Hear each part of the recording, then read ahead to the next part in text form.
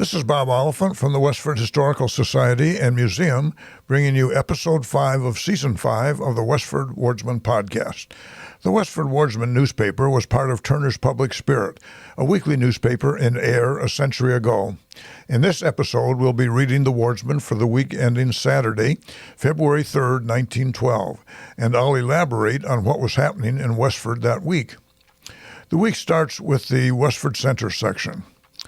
Mrs. L.J. Marden of Woburn was the guest last week of her sister, Mrs. Alonzo H. Sutherland.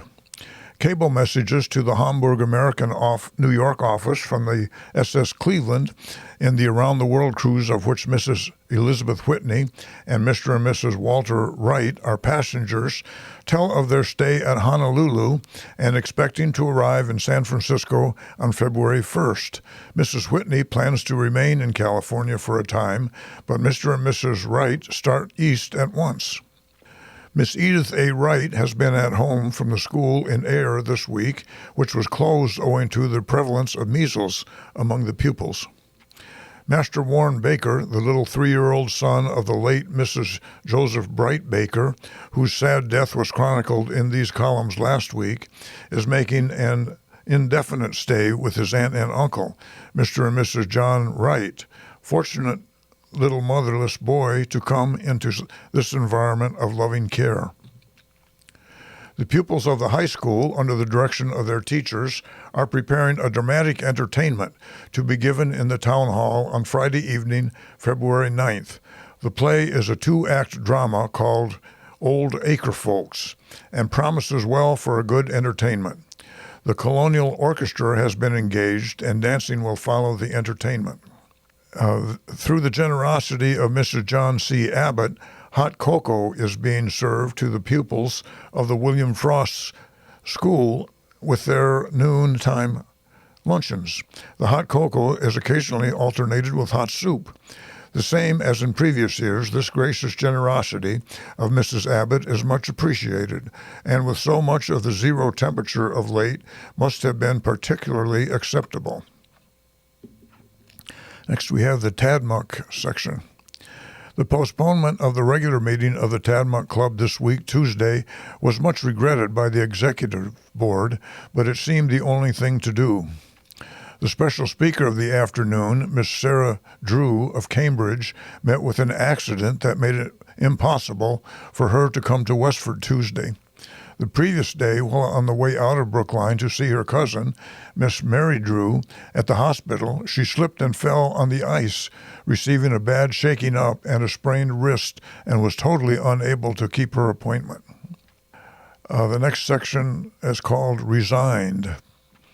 The Board of Overseers of the Poor have received the resignation of Mr. and Mrs. Edson G. Boynton as master and matron of the town farm after 7 years of capable service to take effect April 1st. Mr. and Mrs. Boynton succeeded Mr. and Mrs. Samuel Balch, and they have always maintained the same excellent standard of efficiency in caring for the place and the inmates. The State Inspector of Almshouses has always reported this as one of the best cared for in the state. Mr. Boynton, with his brother, Arthur Boynton of Lowell, has purchased a large milk farm in Winchester and will move there as soon as he is through at the town farm. Their helpful presence in church and grange will be genuinely missed. Next, we have an obituary. Word was received Monday morning by the Westford Friends of the death of Miss Mary E. Drew at the Deaconess Hospital in Brookline. Several days previous, Miss Drew had undergone an operation for appendicitis, and reports of her condition had been most satisfactory, but the vitality proved insufficient to withstand the shock of the operation, and at the last, death came suddenly.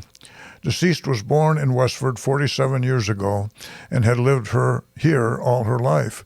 She was the daughter of the late Thomas and Sarah Drew and is survived by one brother, Ernest, of Boston, and a sister, Nellie.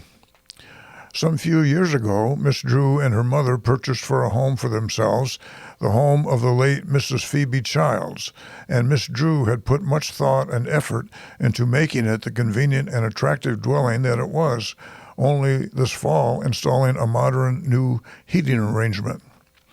The funeral was held from her late home on Wednesday afternoon, where a large attendance of relatives and friends gathered. Interment was in the family lot in Fairview Cemetery. Next, we have the About Town section. The H.E. Fletcher Granite Company on Oak Hill still continues to equip with everything new and saving. The latest addition is an electric trip hammer for drawing steel and iron to the desired size. The West Chelmsford Debating Society will hold the next debate at Historic Hall on Tuesday evening, February 6th, when the following question will be discussed: resolved that women should have the right of suffrage in Massachusetts. The pheasants are very numerous in town this winter and make quite a brilliant display, being exceptionally tame. They can be seen a desirable length of time in all the grandeur of dress parade.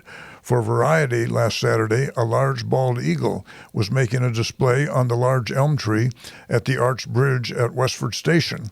It made a great display as it flew down the valley of the Stony Brook and lit on a large elm near the arch bridge on Stony Brook Road. Last Sunday at the Unitarian Church, Reverend Lyman Weeks made an eloquent and searching review of Mormonism, Dowieism, and Sanfordism, regarding them all as shrewd tactics to obtain goods by false pretenses. His advice was of old: beware of the false prophets. Sunday he will speak on the annexation of New England to the Church of Rome, speaking in the spirit of charity, not from the standpoint of animosity. Next, we have the report of an accident. Monday forenoon, a rear-end collision occurred at Westford Station between a through freight leaving Ayer for Portland and the local freight. The local freight had orders to sidetrack at Westford and let the Portland freight pass. They were making preparations to sidetrack when the Portland freight crashed into the caboose. The engine telescoped the caboose but little, but the caboose was telescoped by a heavy carload of stone in front of it. This made the caboose look as though it were not. The engine received some compound fractures of the face and other ornaments, but was not incapacitated from duty. A wrecking train from Lowell was summoned and soon had everything in running order. The accident did not obstruct the long switch, and trains with a little delay were running as usual. The engineer, fireman, and brakeman jumped. Only the latter was slightly injured. Next, we have an item on entertainment. A social was held in the vestry of the Unitarian Church last week, Friday evening, in charge of Mrs. Edward Fisher. In connection with the social, an entertainment was furnished by members of the Grange, consisting of 2 short plays entitled Boring Trouble and Interviewing a Granger. Next, we have a section it's titled In Good Hands. At the annual meeting of the stockholders of the Westford Water Company, held at the residence of Julian Cameron last Saturday afternoon, the following directors were elected: George Day, Captain Sherman Fletcher, Julian Cameron, John Abbott, Charles Prescott. The following officers were elected: Charles Prescott, Clerk and Treasurer; Charles Kellogg, Auditor; Captain Sherman Fletcher, Manager; Alonzo Fletcher, Superintendent. During the past year, 1,963 feet of pipe has been laid in Forge Village to supply water to tenements erected by the Abbott-Worsted Company, and 1 hydrant for fire protection. With these additions, there are about 9 miles of mains and 45 hydrants. I think that's in the whole town. In the early spring, a breakdown occurred. For nearly a week, no water could be pumped, but fortunately, both standpipes were full, which kept up the necessary supply. As a result of this accident, it was decided to make a contract with the Lowell Electric Light Corporation to furnish motive power at the pumping station. A contract satisfactory to both parties was agreed upon at a minimum of $50 per month. This electric water power has been so satisfactory that it has been used exclusively in place of the gas producer and engine, the expense being about the same. The Westford Water Company is in a healthy condition and is in the hands of exceptionally good management, men with safe, sound business principles. The water supply is one of the finest in quality in the state. Good water and good management ought to add to these villages' enlarged prosperity. The next section is titled An Anecdote. We have the following anecdote of young Elijah Fletcher's boyhood, the son of Timothy Fletcher, born on June 8, 1747, whose home was the Decatur Place. That's what we know as the Pelatiah Fletcher House at 54 Lowell Road, a half mile from Samuel L. Taylor's home on the road to the center from Brookside. That has a marker as the home of Pelatiah Fletcher, a Revolutionary War hero. When about 12 years of age, young Elijah was, for some reason, allowed one Sunday morning to remain home from meeting. A neighbor had just set out in front of his house some young elm trees, and himself and family had gone to church. Young Elijah dug up the elms and transplanted them to the front of his father's house before the meeting was over. The neighbor was astonished upon his return home to find his trees over in front of Mr. Fletcher's, but would not, however, desecrate the sacred day by making any inquiries.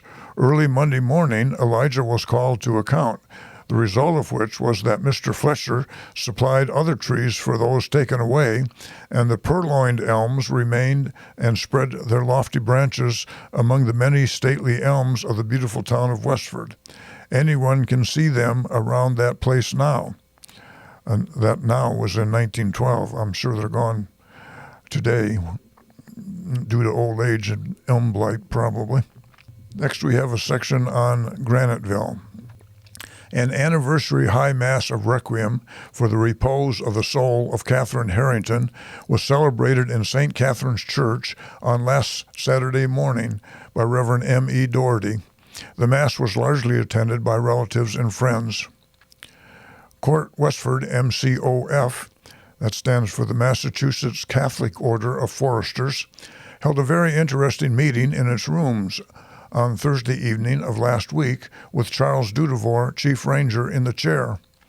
Favored action was taken on the invitation extended by Lowell Court to attend their regular meeting in Grafton Hall, Lowell, on the following Tuesday night. A delegation from Westford Court attended at this time, during which the installation of officers took place, followed by a social hour during which refreshments were served. Tickets are going rapidly for that pleasing cantata, The Singing School, to be presented by the choir members of the Methodist Episcopal Church at Graniteville on Thursday evening, February 15th. William F. Sargent has recently been appointed as chairman of the Committee of Arrangements and is looking forward to entertaining a very large number on the above date. The sleigh ride parties are now being formed in all the surrounding towns, the objective point being the Methodist Episcopal Church, Graniteville, on February 15th. Now we have an article on speed trials. They were mentioned last week's Westford Wardsman. The speed trials for horses that has been looked forward to with such deep interest of late came off on scheduled time on Forge Pond last Saturday afternoon, but owing to the stormy condition of the weather, the crowd was not so large as usual, and the trials were pulled off during a snowstorm that continued throughout the races. 3 interesting heats were run off that were closely contested by J. Austin Healy with Dolly C., Henry Harrington with his colt, Little Derby, and Dr. Cyril Blaney with his fast gelding, Knox Gelatin Boy. Dolly C. noted nosed out a victory in the first two heats, Little Derby second, with Knox Gelatin Boy a close third.